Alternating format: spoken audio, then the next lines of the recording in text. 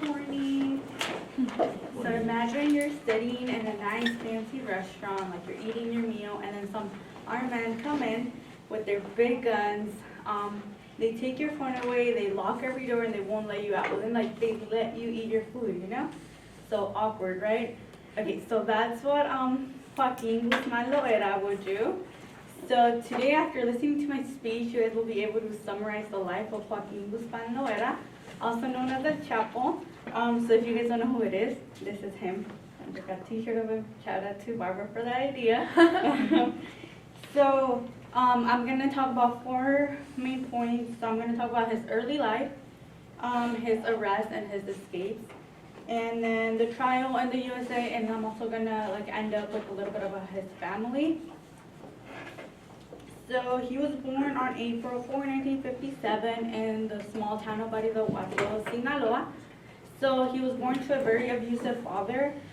His mom was really caring, but because of how his dad was, he was always afraid, or his mom was always afraid kind of to defend her children. He had at least 7 brothers and sisters, and he was the oldest.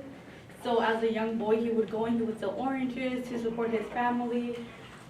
He would sell oranges, and then at the age, or when he was in 3rd grade, he dropped out of school, and he went out to his father to sell marijuana, because his father and his uncles, they were kind of in that business anyways. So then when he was in his teen years, he actually got a little bit more involved with drug trafficking and stuff like that. So he ended up working for the cartel of Jalisco. So if you guys don't know what a cartel is, that's organized group. In this case, they were bad, they were drug trafficking, they were murders, all of that stuff. So he went off to Jalisco, and then he ended up working for Felix Gallardo, which was a really bad criminal.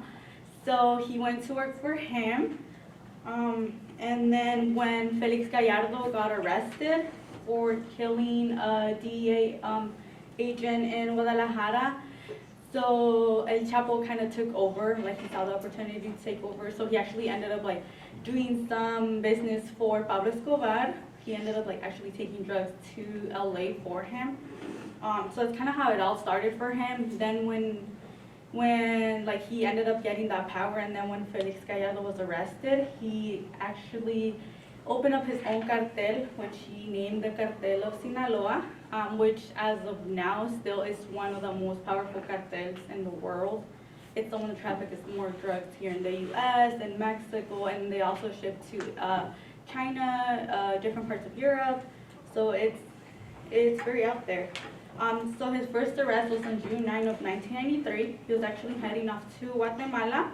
He paid a soldier money to kind of cover up for him and let him stay there without saying anything, but he turned him in. So then they arrested him at a hotel. It was actually kind of peaceful. It wasn't super bad. They took him back to Mexico, and then so they took him to Guadalajara. That's where he was supposed to serve 20 years for money laundering, for drug trafficking, homicide, all of that. But on January 19, 2001, he actually got inside a laundry little basket, and then they rolled him out. So that costed him $2.5 million. Just paying everyone who worked for him. The guards, many of the guards were arrested, including the principal of the facility, because they were all part of the plan. So, and then he was out and about, and then on February 22, 2014, he got arrested again. No shots fired. So it was at a hotel, and there was no shots fired because he had his wife and his daughters there at the hotel. So he ended up peaceful. He did have a gun nearby, but he kind of just left it there and then just went off with them. And then on July 11, 2015, he escaped. So he digged a tunnel through his shower and his cell. So he was at a very secure prison, one of the most secure prisons in Mexico. And he digged a tunnel that led to a construction site where So he had a motorcycle down there. So it would be like really fast, you know. So he got on his motorcycle, he went through the tunnel, he got out, and then there was a lot of cars waiting for him, all of them with the same license plate. So like either way, they were all black cars with the same license plate, so they all went a different direction. The police didn't know where he was at. So for that arrest, he also paid people like thousands of money. So a lot of cars were fired one time again. The president of Mexico at the time, which was Peña Nieta, he was actually kind of being investigated for it as well, because people claim that he paid him money for it. Who knows? He obviously says they didn't.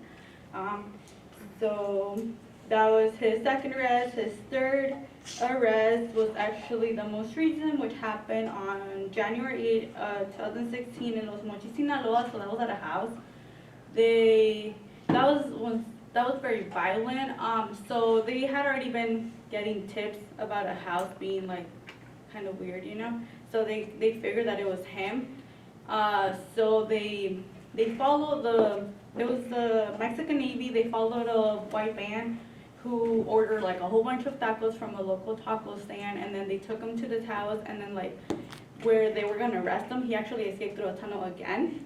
Gosh. Yeah, and then he stole the car, but they actually stopped the car and they found him. There was a lot of gunfire exchange, like a lot, but they got him. And then they decided that they were gonna bring him actually here to the U.S., which the reason why they didn't bring him on his second arrest was because of how I'm pretty sure he was being protected by the president of Mexico, because they didn't let him come over here the second time, but then this third time they actually signed that he would. So then that leads me to my third point, which my first was his life, or his early life. My second point was his arrest, which I talked about all three of them. And then my third point is his trial here in the U.S., which was actually named the trial of the century because of all of the media and how they extradited him to New York on May 9, 2016. And then in order for him to go to his first court, which was on January 20th, 2017, in order for him to appear on court, they actually had to close the bridge because they were afraid of somebody going and trying to stop the car that was going to transport him there. So they had to close the bridge, which was really bad because it was in New York, you know, so it had to mess up with a lot of people's actual community work and stuff. So they had to close the bridge down. And then in order to make it easier for his following court, since they knew that it was going to be a really long process, they ended up just housing him in a near jail, but nobody knew where. As of, like, even now, no one knows where exactly he was being housed at. So he pleaded not guilty to a lot of charges, which including drug trafficking, money laundering, homicide, all of that stuff. He pleaded not guilty, but then, so the trial started in November of 2018, and it just ended this year in January. And then he was found guilty on February 12th.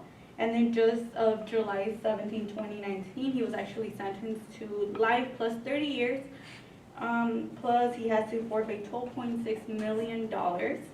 So they still haven't agreed how he's going to pay that off. If it's going to be his cash or property, because, you know, he doesn't really care. He's actually being housed right now at the United States Penitentiary here in Colorado, also known as the ADX Florence, which is also where a lot of like terrorists and, you know, bad people, they're there, the bad people.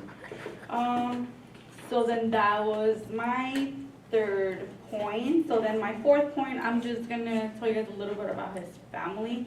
So his dad obviously was very abusive. He died. So his dad died when he was actually doing some stuff for Pablo Escobar, so he didn't care because he didn't like his dad, like he always had a grudge against him. His mom's still alive. She actually did an interview about like what she thinks of his son. I don't know. It's probably hard for her. He has been married at least 4 times.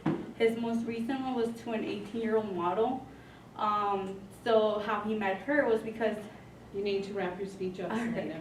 Yeah, so they have... How many kids? He has at least 13 kids. So in conclusion, I talked about his early life, his arrest and escapes, his trial, and his family. And what would you do if you would have been in that restaurant? I'll leave it off.